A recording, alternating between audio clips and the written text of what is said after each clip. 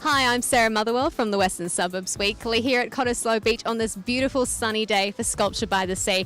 And joining me now is founding director of the exhibit, David Handley. Hi, David. Hello, Sarah. Nice to see you again. Now, David, what can you tell me about this year's exhibit?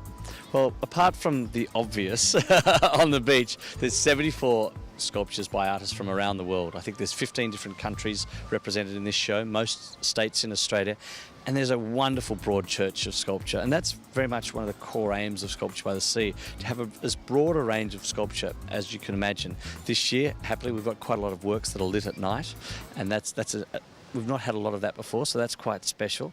The way we like to describe what we do is we set the stage for the artist to play upon. And when the artists take into account the safety and environmental factors, then they can really create what you're seeing here now. And it's just special to do this. I love it. Now, when you say the obvious, I know you're referring to the giant box wine cask inflatable goon bag that is now positioned on the beach next to the Cottesloe groin. We put that on our In My Community website earlier this week, and that went viral across social media, reaching millions of people around Australia. How are you feeling about the reaction that one piece has received? Oh, it's wonderful for the artists, it's wonderful for the show, and then there's reflected glory for all the other artists. We're just hoping that people will come and see the show and see everything else that's down here. But the social media has actually added quite a wonderful dimension to Sculpture by the Sea in the last few years. I was a bit slow on the pick-up with it, but it's great how people share photos of the sculptures with their friends around the world.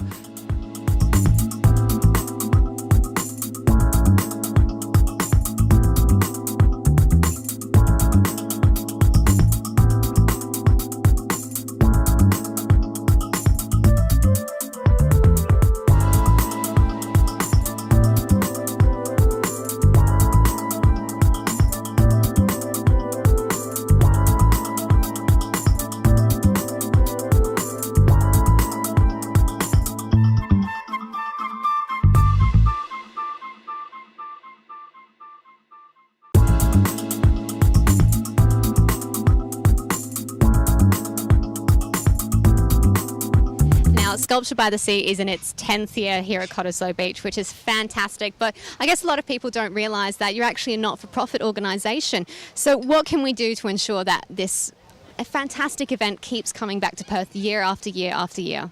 Thank you. That's a really important question, actually, because we're miles behind where we'd like to be in terms of the support for the artists. This show has only about 30% of the support that the Sydney show has. It's because the budget here, we're catching up to the Sydney budget. So anyone who wants to donate, we're saying that 50% of your donation will go straight to help the artists with their costs. So where we're at the moment, the artists are still paying for most of their freight costs, the heavy equipment up to put the sculptures on the beach, and for this show to develop and progress to where it could, we really need to get the support for the artists to that level. But at the same time, Norton Flavel is generating huge media for Perth, WA and Australia. I hate to think how much money he's behind on that sculpture. So this is the type of thing that we need to support the artists.